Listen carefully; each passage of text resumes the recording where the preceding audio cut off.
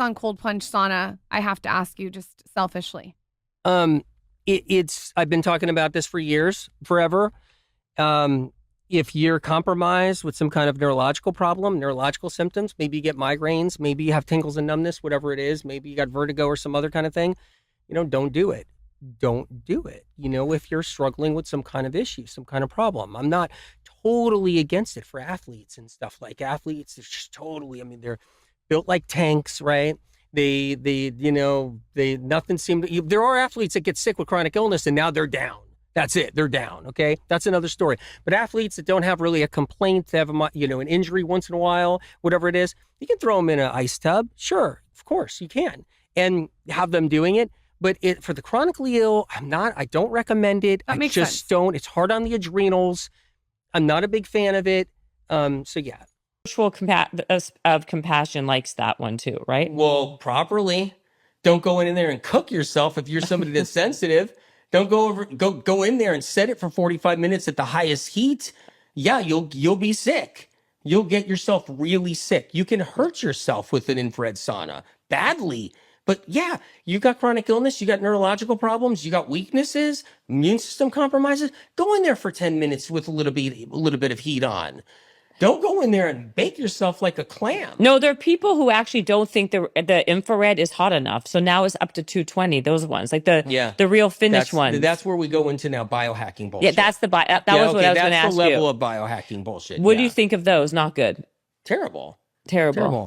Because you'll have this guy who's got a lot of muscle, didn't get sick yet. Maybe he's in his late 20s. He's going to go there and push the temp real high. And then you get some petite girl that's got like migraines. She's got like a vagus nerve problem, right? Yeah. Low immune system, had a bunch of blood pulled out of her. She's going to go in there. I really like this guy who's, such a strong biohacker. And maybe he's got the answers. Let me go in there. Right. So it's not right for everybody. It's just not right. Okay, so that's okay. Athletes actually can do ice baths and stuff like that to cool the body temp down if they're really revved up and heated up, like seriously, they were on the field and they go straight from there or straight from a workout or practice and they go right into a cold bath. That's what people do. And of course, there's other therapies that require cold, but when you're chronically sick or you got an injury that's in a certain area, you can't do the ice bath.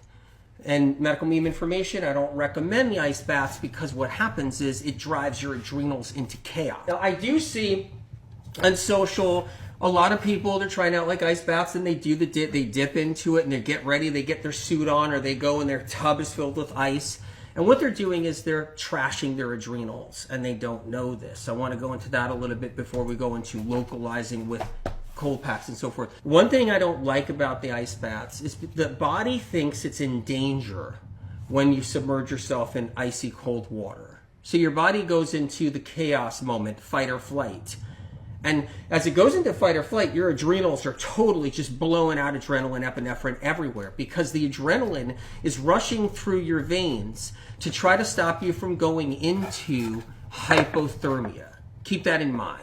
So when we do ice bath dips, and we do them for quite some time, our body goes into urgent, emergency. Something's wrong. You have to protect the brain. The brain has to be protected.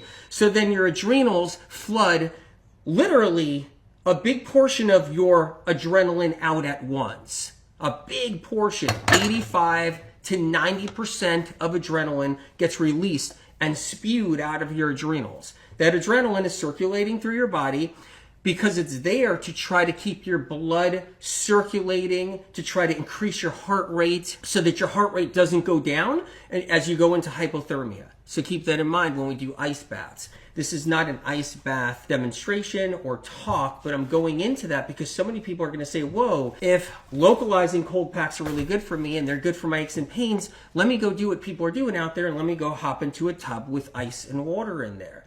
But no, that actually lowers the immune system with someone with chronic illness. So anyone who's struggling with any kind of condition, the deep ice bath time, that 5 minutes in the ice bath, that 3 minutes, that's 10 minutes, that 15 minutes people do in the ice bath, is actually the worst thing they can do with chronic illness because it it hinders the immune system, because when all that adrenaline is released for that fight or flight moment, when all that adrenaline and epinephrine is just coursing through the veins, that wears down your white blood count, your killer cells. It wears down your lymphocytes. It breaks down your immune system.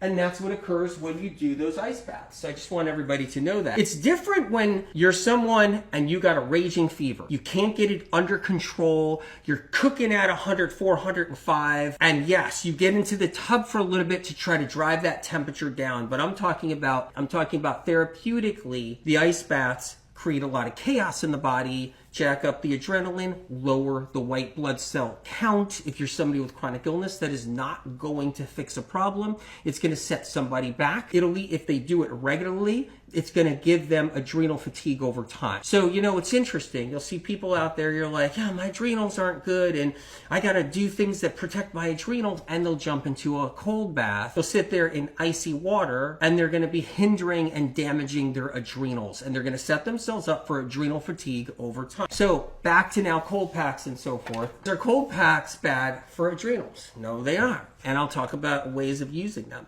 They're not. Because they're not putting your body into hypothermic state if you're being careful. You're localizing with cold packs. You're not doing the ice bath dip. And you gotta be careful. There's a huge difference between someone who is struggling and sick with chronic sickness and illness versus someone who's not so sick or not sick at all. You see someone on social saying, I'm doing the ice bath again. Whoa, it's making me feel good. And you're somebody that's sick, and you've had fibro, chronic fatigue, Lyme disease, multiple sclerosis. You don't know what you got going on. Maybe you don't have any diagnosis. You're just fatigued really bad. You got aches and pains everywhere. You don't feel good. You got brain fog that's totally messing you up and making you take a whole bunch of Adderall like crazy because you got so much brain fog. You're trying to survive. You're trying to get back by. You're on coffee. You're on chocolate. You're trying to just keep yourself going and push through the day. You go into the ice baths and do them regularly. It's a shock to the body systems, all of them, because your body says fight or flight, red alert, fight or flight. Something's wrong. Something's going wrong because your brain is starting to get cold. Your whole body's starting to get cold. The adrenals are just like fight or flight. We're in trouble. Oh my God, your adrenals are just going nuts. Like that's what they're doing because they're saying don't go into hypothermia. Something's wrong. Are you in a plane? Did you crash in the Alps? What's going on? Is there wind blowing and you don't have a fire keeping you warm? You're not indoors? You're not by a fireplace? Where are you? Trapped in 0-degree weather out somewhere? And that's what your adrenals are telling your brain. Your adrenals are telling your brain. Your brain is communicating with your adrenals, saying, I don't know what this fool is doing. Your brain is saying, I don't know what this person's doing. I don't know what this person who's got misinformation and wrong information is doing, but I'm starting to get cold in here and I need some adrenaline fast. And you better send that stuff up and pile that stuff in because guess what? If we stay in this tub a little too long, that person's in trouble. You come out and you have a high now. You're jacked up instead of on chocolate and coffee and caffeine and espressos and green tea and matcha tea and energy drinks. Instead of that, you're jacked up on adrenaline. That's how it works.